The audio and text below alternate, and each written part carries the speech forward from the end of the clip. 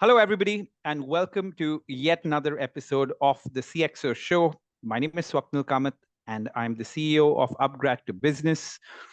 The CXO show, of course, is a show that features some of India's most successful professionals. Because, as I've mentioned in almost every episode on this particular show, there are lots of platforms that are featuring entrepreneurs, politicians, sports people, bureaucrats, philosophers, so on and so forth. But hardly a platform that features some of India's best and most successful professionals. So here we are creating that platform for those people. And as usual, and as you are aware, and as you're tired of hearing this from me, I have a great love for people from the HR and learning and development community because they have a great view on careers. They observe people getting into companies. They have a great view on who succeeds, who doesn't succeed within careers. And that's why are in a position to share a lot of nuggets of wisdom in some way with our audience, which we're assuming is a mix of old and young.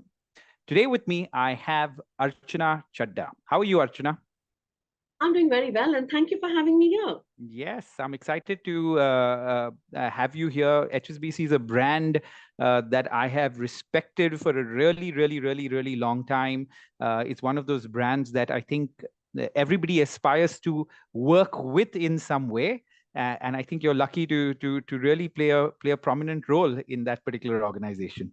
Yes, and for 23 years. So it is a very Yeah. strong brand, Yeah, yeah. yeah, yeah, yeah, yeah. It is. It is. Okay. So before we get started and get into the business end of this particular conversation, I'm quickly going to do a quick introduction of Archana, which is going to sound slightly formal, but after that, there's going to be no formality as usual in this particular conversation. But I'm going to read out Archana's profile, so to speak. So Archana Chadha is the head of human resources at HSBC Bank. She's a member of the HSBC India's HR Executive Committee, contributing her insights to the broader organizational strategy. Additionally, she serves on the Asia Pacific Regional Performance and Rewards HR Executive Committee, showcasing her influence at a regional level. Ms. Chadda is a graduate of Business Administration and Management from Narsi Munji College of Commerce and Economics and has an MBA in Marketing from Janki Devi Bajaj Institute of Management Studies. With an extensive experience of over 2 decades, her illustrious career includes an impactful stint in customer service units of Jet Airways, followed by a role in trade service finance at the Bank of Bahrain and Kuwait. Since 2000, she has been an integral part of HSBC, contributing significantly across various businesses and human resource functions. Ms. Chadda brings to the table a distinguished set of skills, including high integrity, strong values, and a proven track record of exceptional performance both in business and human resource domains. Beyond her professional acumen, Ms. Chadda is recognized for her ability and cultural adaptability, dealing seamlessly with complexities of organizational culture and change. Her commercial savvy and strategic approach to HR has positioned her as a respected leader in the industry. So it was great reading your profile, Archana. You have had such an accomplished career. Thank you. And I'm quite humbled as well as embarrassed, but Yeah. nevertheless, let's start. That's what most of my guests have to say after they're like, oh, that's the best introduction anybody has given us in a long time. So one of my guests actually, Archana, said that please, for my next appraisal, please come and say this to the CEO or the chairman of the board, right? I'll use you as my brand ambassador there. And I'm like, yeah, I'll be glad to do that. Archana, I know I've done a quick reading of your profile, but I want you in a very succinct way to take us through your journey, possibly from your last bit of formal education to where you are right now. And I just, for the audience, to get a little bit of background about how you reached this particular position that so many people aspire to be in, right? So if you could do that. Actually, majority of the career or the experience that I've had have just led me to this job has been with HSBC. So I'm going to talk about the last Yeah. 23 years that I spent with the bank. Yeah. So when I joined the bank, I joined in the retail bank, and I was as a part of the central team. Got it. I was then moved to HSS, which is security services, all these global custodians, the money coming Got in, it. and Yeah. FII. So, I was a relationship manager there. Yeah. And then I was a branch manager for what the second largest branch in Mumbai. Got it. After which I moved for a project to HR. Okay. And I was here for an 18, I was supposed to be here for an 18-month stint after 10 years in frontline. Okay. And then I after not enjoying it so much, really enjoyed it a lot, and I Yeah. decided to stay on. Got it. And so I was the relationship manager for the retail bank from an HR perspective. Got it. And then I decided that if I want a career in HSBC and I want to be the head of HR, I Yeah. need to bring in some technical expertise into my life. So Got it. I then went on to head performance and rewards, which is Got it. technical part of HR. Got it. And after that, I became the head of HR for the bank. So that's Got it. been my journey in short. Two key messages over here Mm. is experiment, Mm. and it really pays off. And the Yeah. second thing is just put on the best attitude that you have when you want to deliver something. You Mm. get the fruit of it. Amazing. I think that's such a great message to start this conversation. Is I've often seen, and Archana, I want your view on that, right? My experience of even doing this show quite shocked me because I've now interacted with so many people at very senior levels in the HR fraternity. And just so many of them come from a business background that decided to move into HR and therefore are able to do their jobs and their roles with a whole lot more of confidence than they would be able to do otherwise, as against somebody that probably started their career in HR. I'm sure that has its advantages too. But tell me from your lens, what were the advantages of somebody that belonged to business that then moved into HR? Is it an advantage, or am I just making a lot out of it? It was an advantage for me, clearly, because Okay. I think that became my USP. Yeah. I was competing in a world where I had done it, been there, and you were forming policies for the people. So I was Yeah. able to make that whole connect. Yeah. So I think that was one big advantage. Yeah. The other thing is, like, even today, if one advice I will leave anybody who wants to have a career in HR is, like, understand business, Yeah. understand the pulse. It is as Yeah. good as understanding your customer for an Yeah. FMCG. For Yeah. you, understanding the business is really important. Yeah. Yeah. So Yeah. when you've been there, done that, it just comes naturally. Yeah. I've been off being a branch manager for the last 13 years. I'm not a Mm. branch manager any longer. Mm. But even today, when a training program comes to me Mm. or some proposition comes to me, I'm able to relate to what is it going to be on the ground, and I'm able to give it. Mm. So I think it makes a lot of a difference. Yeah. And also in even today, I would love to go and spend some time with the front line because the world is Mm. changing at such a fast pace. But Mm. keeping up with the business knowledge just keeps you Yeah. agile Yeah. and relevant Yeah. for your job. Yeah, I couldn't agree with you more, and I've said this repeatedly on this particular show, right? For me, the best kind of senior HR people are people that come from some kind of a business background, because the connect that they can have with business is unparalleled then, right? And if you're somebody that, say, comes from an HR background where you studied HR and your first job itself was HR, find as many opportunities as possible to be close to where business happens. And what I typically say is, be at the place where your product or service is sold, or be at the place where your product or service is made in some way, right? So be as close to both these domains as possible, because if you're there and do as much of work there, it will really help you become a much better HR executive. You won't be in a la land of sort of the theory of HR versus being able to bridge the theory with the practice in some way. Yeah, and I'm just going to give you an example. Go on a Yeah, call with an yeah, RM. yeah, Understand what are the challenges that they have when they meet a customer. yeah, You will know what it is to be out in the sun yeah, from 8 to 8, and of course, yeah, and then understand the complexity that comes with it and yeah. how your HR proposition needs Yeah. to enable the motivation to do that.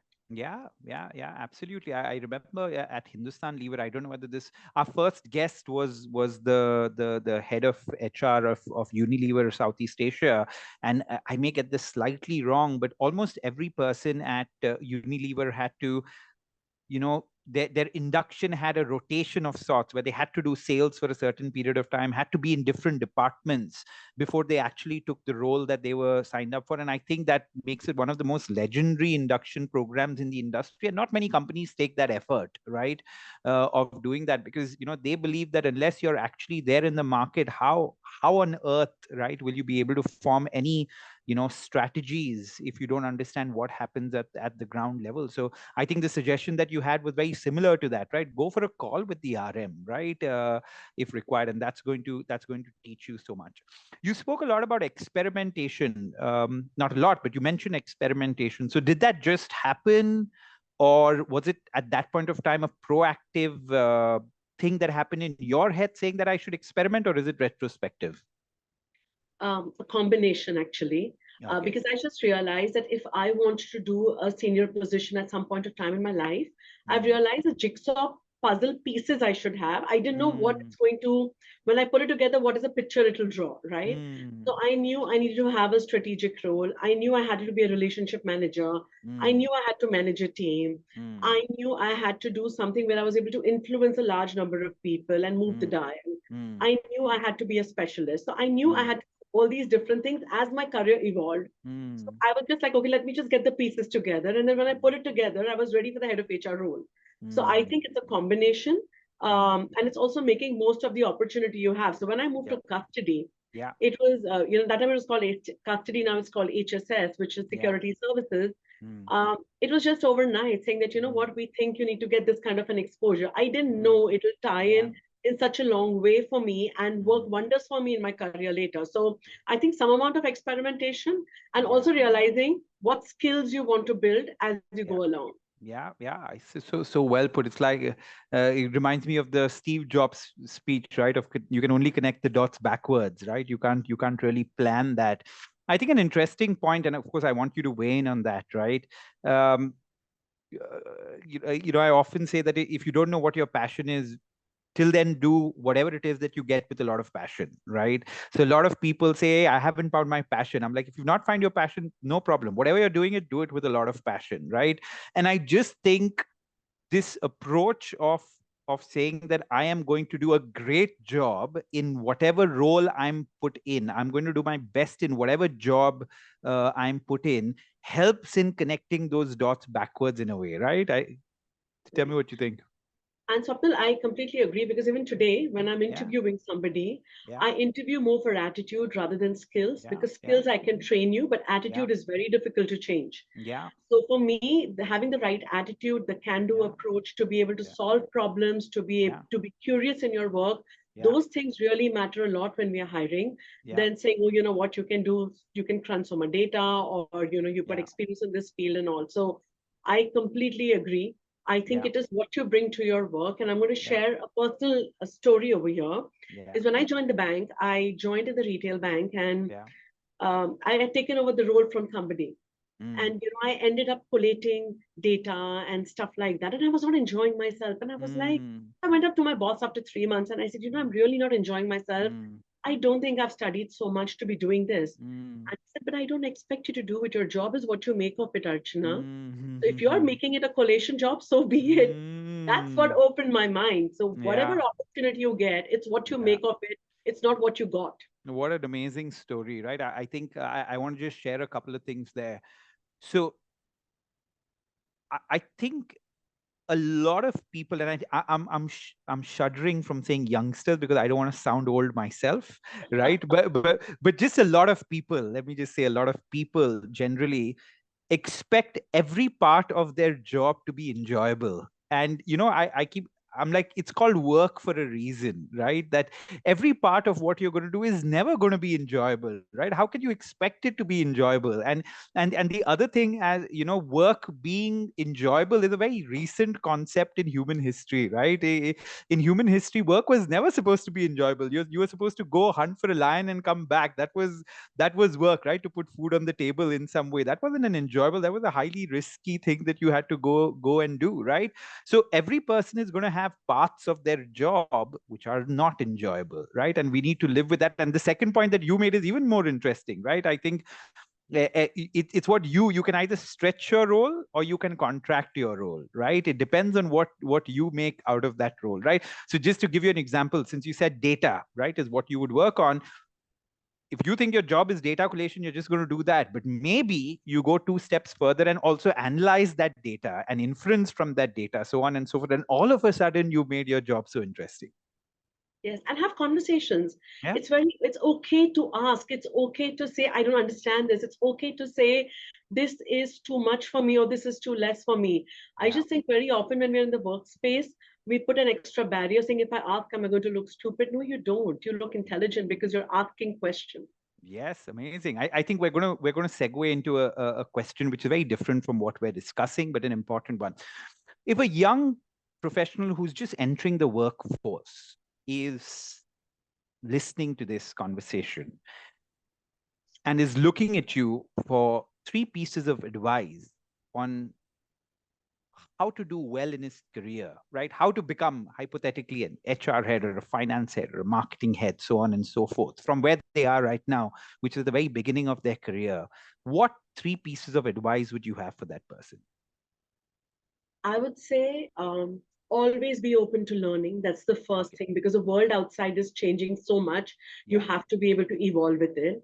Yeah. Secondly, please build networks. They Yeah. go a long way, internal and external. I think that is a very big, it's a very big, what you call power tool to have. Mm-hmm. And the third advice I would give you is be curious and learn to solve problems. Because Mm. if you're curious, you're able to step into areas that nobody else has asked questions about. And once Mm. you're able to identify that unlocked potential, if Mm. you're able to solve for it, I think you create a space and niche for yourself. So these would be my 3 pieces of advice to you. Got it. I think they're amazing 3 pieces for us to dive deeper into, right? So you said build a network both internally and externally. Like, why is that important? And if you could share, saying what are a couple of things that people could do to actually build that network, or something that you did in your career? Sure. Well, I think building a network is important more because you get diversity of ideas and thoughts. We're Mm, having this conversation right now. You and I have built a network, and mm, I'm learning different things from you. mm, And I think that is one of the most important things. It widens your mind, right? mm, Because when you read a book, when you're working in an organization, you think like this. But when you mm, start talking to people from different industries, different mm, verticals, different life experiences, you just think like this. The same problem gets a very different flavor. So I mm, think that's why I feel networks are very important. mm, Secondly, when you're stuck, they also open doors for you. mm, So if you are stuck somewhere and you don't know how to navigate it, just having a couple of conversations can tell you, oh, but I did it this way. It was so mm, simple. Why are you mm. beating around the bush? Or, Yeah, okay, let me pick up the phone and speak to so and so. I know so and so. They will just, help you out. So I just yeah, think it's extremely important for self-learning as well as opening doors. yeah. And how I do it. So Mm. first of all, it comes very naturally to me. Okay. Okay, so it's not too much of an effort. Mm, But what I do is consciously, mm, even in my diary today, you mm. will see I have put in networking meetings. So I will Oh, say, oh, Archana, you need to network with so and so, whether okay. within the organization or outside the organization. Yeah, And so even if I can't make that call that day, yeah. I know it is there in my diary. I need to complete it because I have an Got it. OCD for not having a Ah, to-do ha, list. ha. So I Okay. have to get it going. Got it. So I have made it a process for myself to say that, Yeah, because you need to understand two other aspects. yeah, When you're starting off your career, yeah. you need to network with a lot of people.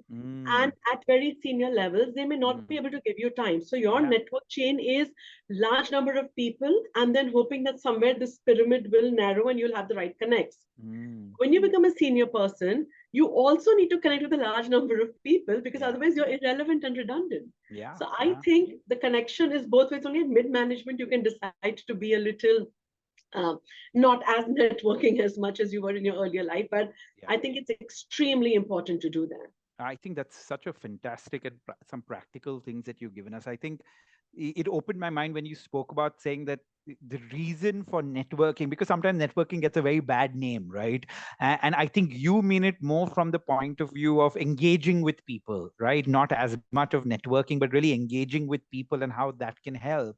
Because the widening of mind through a conversation, right? There's a beautiful quote that says a person's mind stretched by a new idea never goes back to its original dimension, right? And sometimes that's what conversations do, right? And it's so interesting because the conversation that you have with somebody, you learn through listening, but you also learn through speaking, right? You learn through both ways, because as you articulate your thoughts, you learn what's going on in your mind in some way, because there's so much there. So I think that's a beautiful way in which you put it, right? The widening of the mind that happens to that, and also the problem solving that you spoke about, right? Because so often, I think so many work problems are so unique to that situation and that workplace, right? That there is no copy paste answer to it, right? But there is that tacit knowledge which is there within the system, that tribe knowledge which is there within that system, that is sometimes a call away, right? That you just make that call and he'll say, hey, don't do this, do this, and that'll just save you so much of time, right? And nobody typically puts it across in the way you did. I think that's very interesting. I also like your idea Archana, of scheduling some time for these conversations or these engagements, right? Because that's something I'm taking back from you. And truth be told, Archana, doing this particular show is that way for me to have interesting conversations like with people like you, right? In this particular forum. So I think that's amazing. Thank you for sharing that. You spoke about ability to problem solve, be curious and be good at problem solving. I couldn't agree with you more. Besides being curious, how can somebody get good at problem solving in your mind? I just think if you use your common sense, you can problem solve. To me, Mm, when I'm in the middle of deep trouble, or I know, yeah, okay, this thing is completely blowing up, yeah, I would just sit down and say, what does my mind tell me? What is the yeah, simplest way to reach the solution? yeah, And very often, that is the best way to reach the solution. yeah, When yeah, I have tried to problem solve, creating a maze around myself and trying to reach the center, I yeah. generally fail because either I get lost somewhere halfway through, or the Mm, problem has become too big before I've reached the crux of the issue. So yeah, I just think the simple way is just use your common sense. yeah, And secondly, I think it is very important yeah. not to fear having conversations when you Mm, are in trouble. mm, Generally, when you are in trouble, whether it is in your personal or professional life, you try and yeah, keep it to yourself. yeah. For me, what has worked is sharing and Mm, asking, saying, I'm actually stuck up over here. I really don't know what to do. And I'm trying to mm, think. These are three options that come to my mind. I'm mm, very open about it because I mm, just think the more open you are, the more mm. faster you reach your solution. So don't try and keep it to yourself and solve it only in your mind because you're the Got only it. one who will have sleepless nights. Got it. I think that's such a fantastic because I think the simple approach to doing stuff is so underrated because we often believe that problems need to have real complex solutions, and we get so caught up in the complexity that becomes the problem. I think that's fantastic advice. Common sense. And of course, use for the simplest way in which you can get to that particular solution. And number three, ensure that you're talking to people through that particular process. Don't act like you have all the answers. Actually have the answers. Don't act like you have them. And speaking to people is always helps. And I'm sure you'll agree, like we just discussed, right? Speaking to people often gives you clarity, right? Even Yeah. if they don't come up with a solution for something, it just talking about that particular problem gives you so much of clarity. So very often when I have a problem, I'll call somebody that I respect into the room and I'll say, hey, you know what, I just want to bounce off this thing with you. And lo behold, in the process of just articulating that particular problem, it's like ideas start popping up in your head as to how to Yeah. solve them, right? And they add as another layer of solutions probably to the problem. Archana, Yeah. excellent. You, Sorry. yeah, I just such, want another piece. And sometimes you yeah, realize what you were thinking when you speak it out to somebody yeah, else. Oh my God, how dumb am I? yeah, How is this going to solve the problem? yeah, So I yeah, just think, speak up and use yeah. common sense. You will always solve a problem. Yeah. And just to add something further, there's this nice quote that says, if you can't explain it simply, you don't understand it well enough, right? And very often when you're trying to articulate the problem, if you can't articulate the problem simply, you need to think about the problem more, right? Because like half the time just defining the problem is half the problem solved in some way, right? And I think that happens, like you said, through conversation, through getting that particular input from other people, right? So Archana, from a HR head point of view, tell me, how has the world changed for you post COVID, right? What are the big 2 or 3 changes or trends that you've seen happening, and not just within your organization? I want you to think about the larger fraternity that you represent, which is the HR fraternity right now. So what are the big changes that you've seen? So the first thing that I see is that the pace of change in the world outside, Mm, the world outside you is changing a lot. So you have to keep pace with it within the organization. So whether it is mm, skills, customer expectations, so you have to mm, be really quick. So I mm, think that whole innovation mindset is something which is we need to continue to foster. So I mm, think that as one of the biggest changes. The mm, other change which I see is in the ask for flexibility. mm, Earlier working from home was a one-off exception, working mm, one day and stuff like that. Now mm, it's the norm. Whether mm, it's flexibility to work from home, work from a different location, the kind of work you do, mm, or kind of experiment with the job you do. So mm, there are different aspects to flexibility that have come in. So I mm, think that's another big piece which I see changing. The third thing which I do see is in the world outside is a lot of focus on sustainability. mm, So it is very really important to be able to, as an organization, support the mm, cause mm, because the people you're hiring mm, are very passionate about it, and they only want to join organizations which feel strongly about it. This mm, is a big conversation which I started having mm, after COVID, because mm, very often when I'm doing an interview, I will say, so do you have a question for me? And they mm, will ask me about the path of sustainability. mm, But two more things which I see different that are mm, happening. Big mm, focus on well-being, mm, whether it is physical, mental, or financial. mm. But and the mental well-being was a very big taboo before Correct. COVID. Now Mm, people are okay to talk about it, mm, and deal, say, like when I have a headache, I am mm, able to tell my boss I have a headache today, I'm going to mm, take some time off. mm, Now if I'm feeling low, I'm feeling depressed, I'm feeling anxious, I'm able to have that conversation which I was not able to have earlier. So mm, I do see a big shift in the mm, openness to mental well-being. mm, And last but not the least, and maybe it is because we've just expanded the workforce and there's so many job opportunities coming in mm, India. mm, mm, I do see 5 generations, 4 generations working in an organization. So mm, the whole generational diversity is mm, another big piece of work that we will need to see how we integrate it. And I do see a lot of it. I do get a lot of feedback from the different generations working in the mm. same team, but looking at things very differently. So I think that's another change that I'm seeing. Yeah, very interesting. We talk about all kinds of diversity these days, but we rarely ever talk about generational diversity or age related diversity, right? And you're right. I think this is the first time so many different generations are working at one time. So I'm going to dive into each one of the things that you said a little bit, but tell me the challenges there typically, right? So from a like what's the challenge there in terms of having so many generations? If you could cite a specific example of how that pans out. Yeah, so I'm going to just share with you Yeah. something that we've done in our organization. So Yeah. we've been hiring a lot of the younger population, and we Mm, also HSBC has been in India for over 165 years. We've been there, so we also have people who spent the lifetime with HSBC, me being one of them. mm, So since we were getting these whole diverse pool together, we did a survey, mm, and we asked the newcomers, mm, um, what is it like to be? And they were like, oh my God, y'all seem to know everything. Nobody's willing to listen to us. Y'all have mm, processes for everything. And mm, they have their own feedback. When we mm, spoke to people in the same team who've been with us for a while, and they were mm, like, oh, you're hiring these new people. They don't seem to listen. They don't understand what are our mm, values. They don't understand what is our process. Oh my God, it's a mess. The mm, beauty is that, and all projects you're giving them, whereas the newcomers were feeling we were not involving them in projects, all it mm. required was a conversation. Got All it. it was to just hold the mirror to say, but this project, your skill sets do better, and this Yeah. project, your skill sets do better. Yeah. If you don't address generational diversity, you could have a Yeah. lot of disengagement across the organization Yeah. Yeah. Yeah. because the Uh, population is large.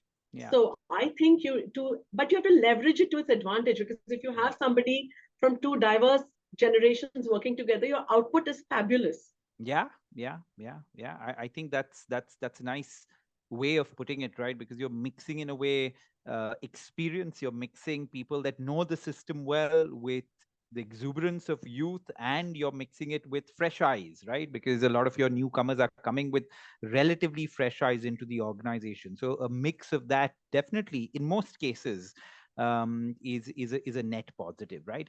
You spoke about the pace of change accelerating post COVID. Why do you think that is? Because that's something which is it actually happening, or are we just thinking that it's happening? Why is this pace of change that you spoke about accelerating a lot more? I guess it's accelerated because couple of things. First of all, Yeah, the awareness has really increased post COVID about yeah, the new technologies, the new way of doing things, mm, and stuff like that. So your mm, customers are talking that language. yeah, You have to keep pace with it. So it is yeah, not that first it's coming to an organization and then you are yeah, going out, because yeah, India as an economy is changing. We are becoming a knowledge mm, hub.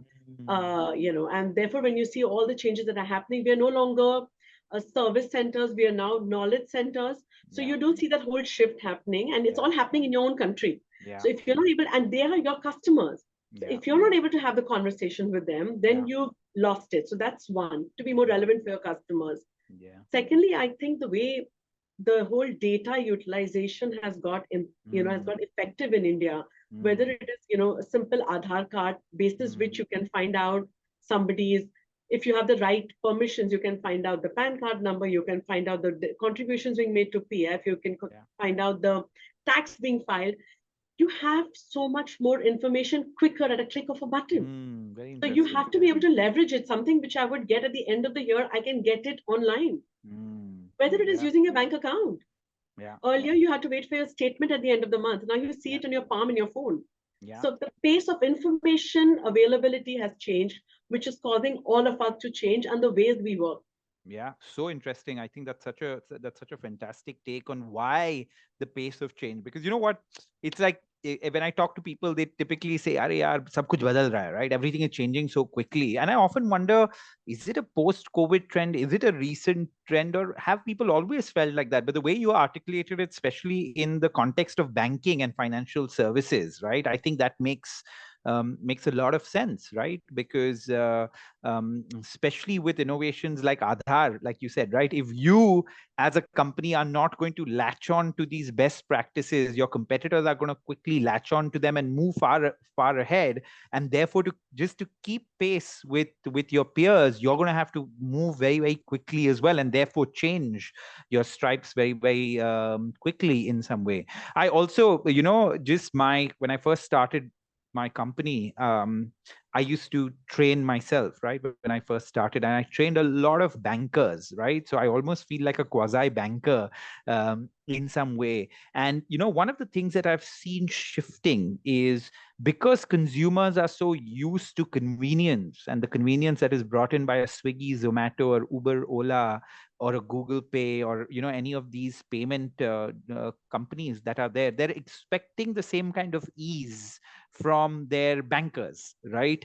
Not realizing sometimes that banking is so much more regulated than a Ola, Uber, or Zomato, or a Swiggy, right? It's so much more regulated. You can't expect what you get on Amazon to happen here, but somehow the customer expectations have gone up manyfold, which leads to the banking fraternity having to play catch up in some way. And Swapnil, I want to add in over here. It's not Yeah. only for customers, my staff are expecting it. So if I don't have a chatbot in office, I'm Yeah. archaic. If I'm Yeah. not able to pull out a report by myself, Yeah. what is HR doing? Yeah. So I think, even as a function or as Yeah. an organization, we Yeah. have to respond. So like how you have information on Google at the tip of your button, if you Yeah. don't have that information for your employees, Yeah. they're not going to be able to relate to the world outside. So Yeah. I think everything is evolving and revolving around that. Yeah, yeah, yeah. And I think it makes it both such a challenging time and such an exciting time for us in the business world to be able to do that. I think that's what's your take on work from home? Can people actually work from home? Yes, I do think, and because I think that you have to have a relationship of trust. Because Yeah. I could be coming into office and watching Netflix the whole day, you won't know what Ah, I'm doing. yeah, So I just yeah, think is work from home is a relationship of trust. yeah, And I think your actions and your team's actions will show it. So it's more productivity based. That's one. yeah, yeah, We were very skeptical about it earlier because there was a lot of negative connotation to it. But yeah, I think to a great extent, COVID has removed that. yeah, However, we do realize as an organization that we are customer facing. yeah, I can have my branch staff work from home and my customers yeah, walking in. yeah, yeah, So it's yeah, also, so we've kept a very simple principle saying, depending on where your customer is and what is the need, we will yeah, decide what is your way of working. So we yeah, more focus on hybrid working, yeah, where we say you need to come into office to make the connections, to make the yeah, connects. yeah, But if you need to work from home, if you or you need, actually it's more focused on flexible working. So yeah, if like today I need to go to my son's annual day and just take 2 hours off in the morning, so yeah, be it. It's fine with us. yeah, So I think that whole trust piece is where we are focused on, yeah. because we realize that physical presence does not mean productivity. Yeah, yeah. I think, like it or not, I think most organizations are going to have to become more flexible if they want to attract good talent, right? I think that is a given. That said, I think there are lots of advantages of work from office, right? And there are advantages of flexible or hybrid working as well.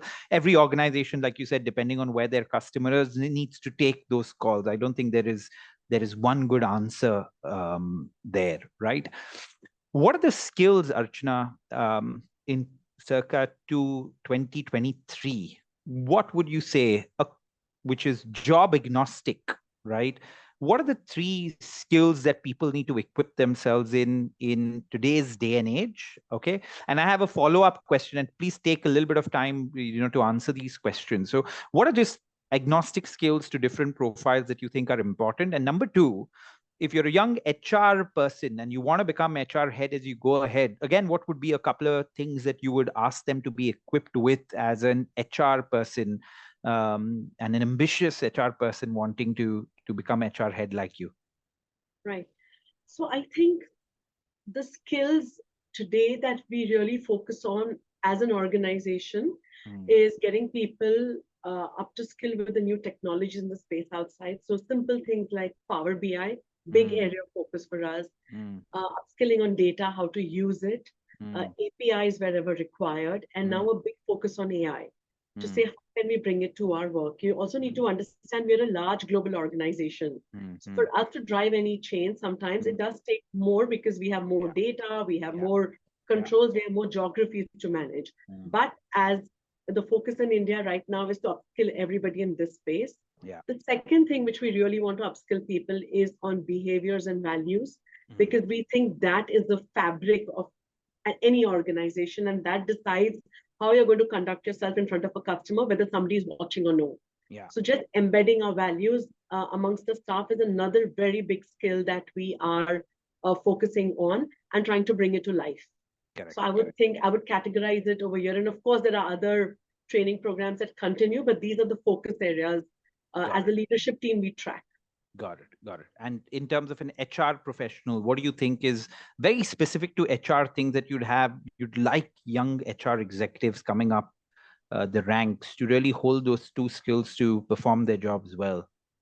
So, I think HR and business skills are same, Okay. because if the world is changing, if I'm not able to respond to it, I'm not going to be effective HR person. But there's one other trait that one of my bosses would always say Mm. is HR person should always bring their heart to work. Mm. And I just think that, you may have all the technology, you may have all the skills, you may have everything, and you may have the best college degree. But as Mm. an HR person, you have to bring your heart to work.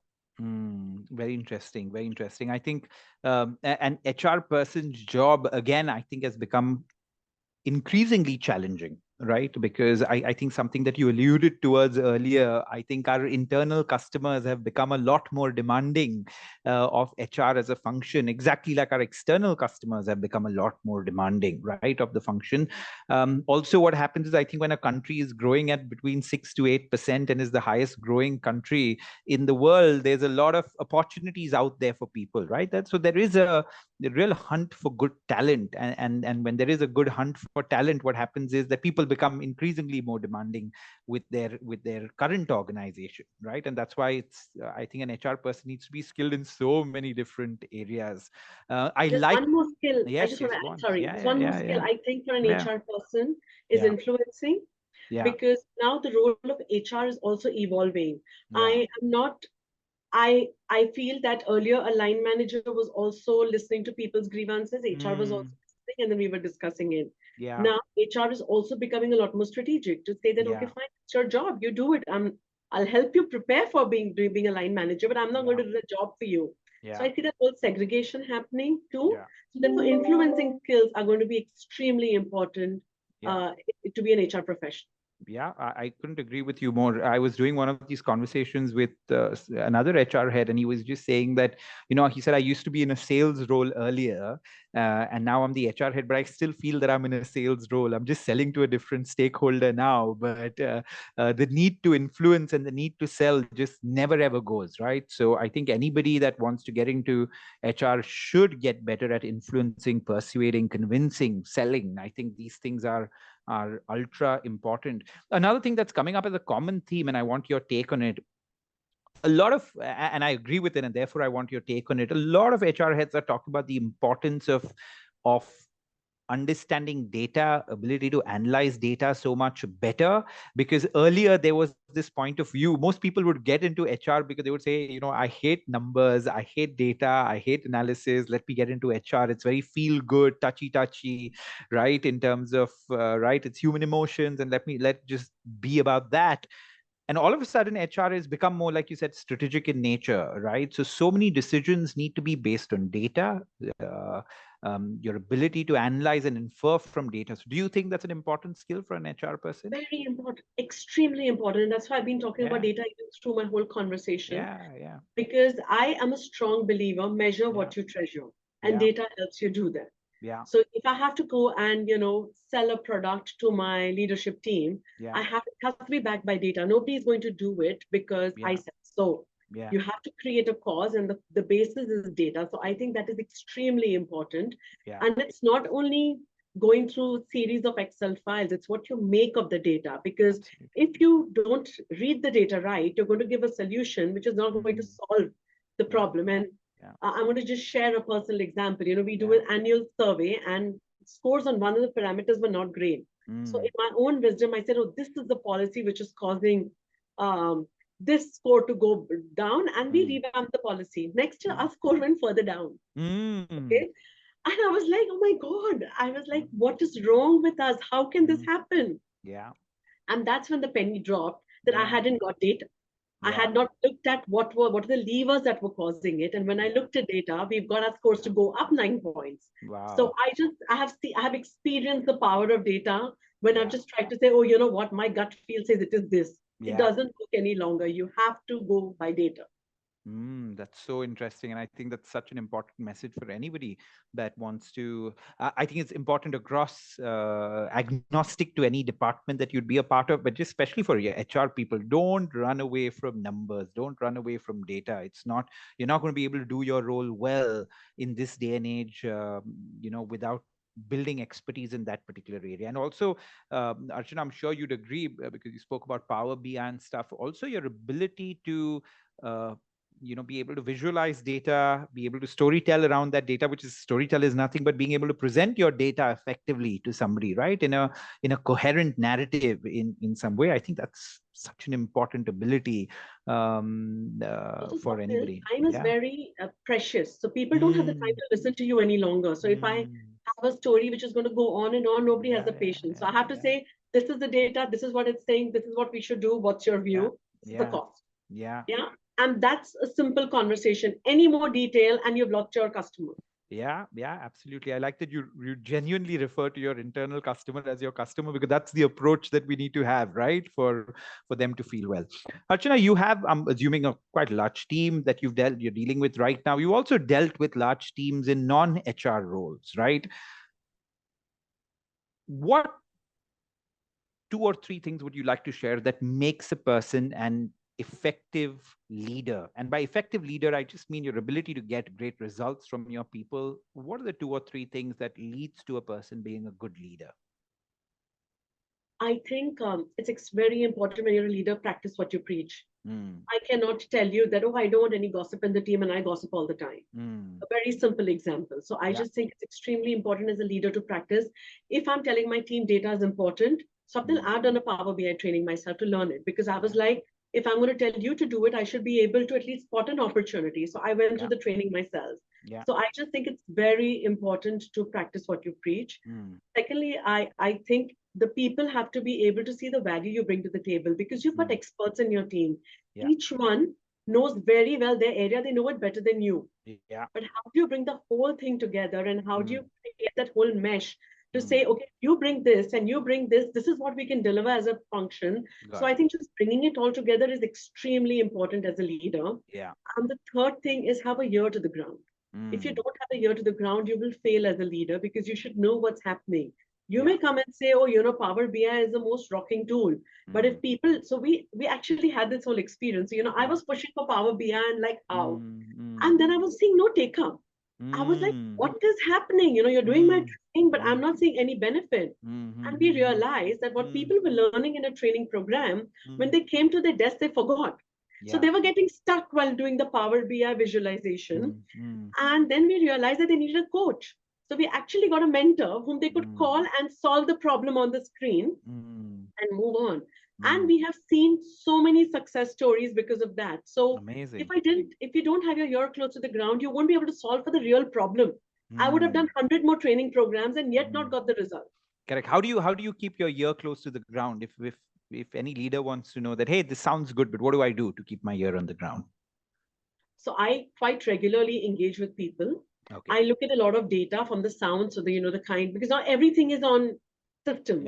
Yeah. So if you look at your feedback survey, or you look at the kind of cases that are being raised for HR to solve, or when you're seeing no action happen in a particular space, just speak to 5 people who attended the training program, you'll know why it's not happening. Yeah, that's so interesting. I think in the end, it just so much depends on your ability to just have conversations with people right across the board. And especially, I think having conversations with, say, people that are actually doing the work or actually using what you're training them in becomes so important, right? Because we don't have those direct combinations, and it always needs to be a combination of input that you're getting, right?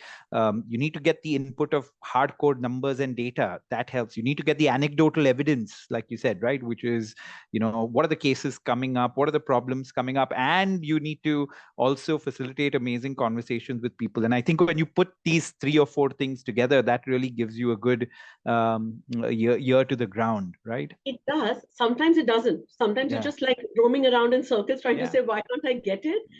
So be it. But at least, you know what's happening on the ground, and you will not be able to solve everything. But for me, this works.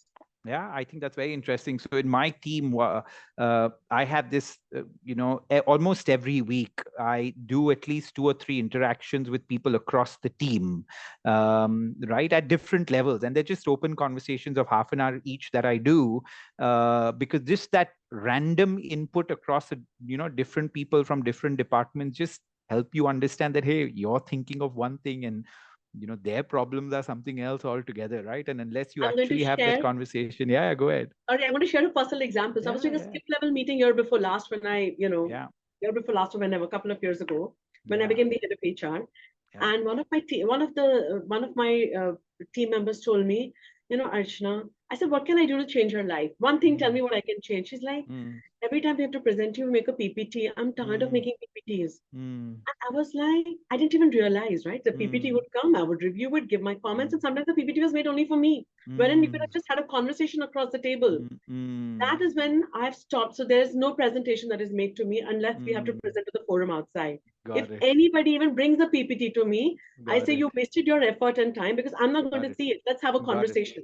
Got it. So feedback on the ground sometimes also changes. I give them 1 hour back a week at least, if not more. Yeah, so interesting. Archana, what is it that you think an HR head needs to upskill themselves with, right? To do their jobs better. And I don't mean you or your current role in specific, just generally, what are areas that you think senior people like you need to, in today's day and age, get a better understanding of? I think the future, the unknown, what is the art of the possible?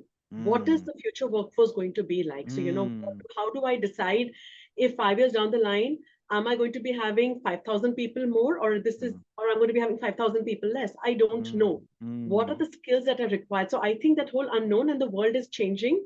So, when I took over, we were looking at data. Last year, we looked at Power BI. This year, we're looking at AI. And I don't know what am I going to look 5 years down the line. So I just think that whole art of the unknown, learning that and being able to decipher that's one big challenge that is there on my mind. And secondly, that's not only for skills or people, but that's also for the business strategy. Because the consumer behavior is changing. How am I going to be able to understand that, to be able to respond to it and have an organization that can respond to the ask of the consumer 5 years down the line. And I won't be able to do it overnight. I will have to prepare my team to do it. So these are the two things that I think I need to continuously keep my eyes and ears open to see how I can get any piece of information that helps me solve for it. Mind you, there is nothing available which is off the shelf right now. So yeah. It's a very difficult space, right? Because anybody that's talking about the unknown or the distant future, it often seems like it's a little faffy, right? It often seems like an astrologer making broad predictions of the future. So it doesn't feel tangible, and yet you know it's important. It's somewhere in that, you get what I'm trying to say, that realm of things. What's your view on AI and HR? Are you trying to keep yourself abreast to what's happening in AI as an HR professional? Tell us a little more about that. I think not only as an HR professional, but also as a member of the executive committee of HSBC, right? So in all our discussions that we have, whether it is our monthly meetings with our CEO and the entire team, we are discussing AI. How do we upskill ourselves? In fact, we are planning to get together as a leadership team. And one of the external speakers we're calling is for AI. It's to say this is the most important space. We would like to know how it's evolving. So I think you have to upskill yourself. Also, it comes with a lot of restrictions on how to use data ethically. Because I just think, as a bank and as an organization, we have that responsibility because you have access to data, but how are you using it in an ethical manner? So just knowing where to draw the line. I think just more awareness about using the tools. It's not only about knowing about the tools. It's about how you use the data. I think that is the journey we all have to traverse. Yeah, I think that's very interesting. Archana, you've been such an engaging speaker that we've run out of time, and I haven't really had a realization of the same. And I want to respect our time here. But on a parting note, Archana, any message that you think is going to be useful for people in general that could be listeners of the show, and anything on a parting note? I just think be happy, enjoy life, and make the most of what you have. Just make the most of every opportunity that comes your way with the right attitude. You will be successful because you will have peace of mind. So just enjoy life. Yeah. I think that's such a nice note to end it on, right? I think, at all points of time, this is what I feel. And again, I want you to have the last word, but I feel that when you give your best to something, which is what you were talking about, you have no regrets because you've done the best that you could in your capacity in that situation, right? And the minute you know that, hey, I did my very best in any opportunity that was presented, there's I think, sense of calm, there's a sense of satisfaction, there's a sense of peace that goes along with that, right? Yes, perfectly. Well closed the whole conversation. Thank you very much, Archa. It was a real pleasure speaking to you. Like I mentioned at the start, yours is an organization we have deep respect for, and I really enjoyed my conversation with you. And I'm hoping to meet you soon in person. Surely. Next time when you're in Mumbai. See Yes, you. yes. Bye. Thank you. Thank you.